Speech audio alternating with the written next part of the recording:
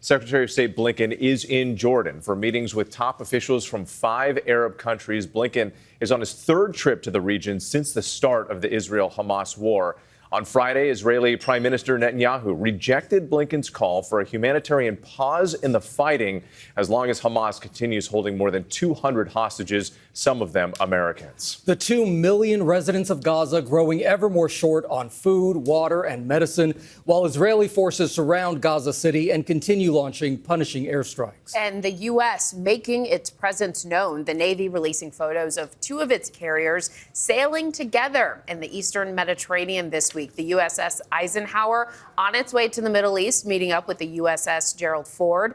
We begin this morning with ABC's Matt Rivers, who is live in Sderot with the latest on the war. Matt, good morning.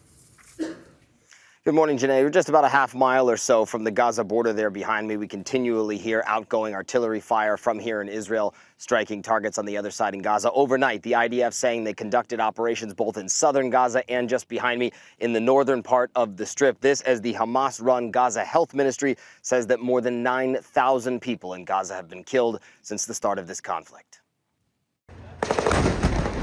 This morning, as Israeli troops completely encircle Gaza City, concerns mounting. Close quarters combat amidst a soaring number of civilian casualties in one of the most densely populated areas of the world. This as Secretary of State Antony Blinken in Israel Friday, calling for a humanitarian pause. A number of legitimate questions were raised in our discussions today, including how to use any period of pause to maximize the flow of humanitarian assistance, how to connect a pause to the release of hostages, how to ensure that Hamas doesn't use these pauses or arrangements to its own advantage. But Israeli Prime Minister Benjamin Netanyahu dismissing the growing calls for a temporary ceasefire in Gaza unless Hamas releases all hostages from the October 7th attacks.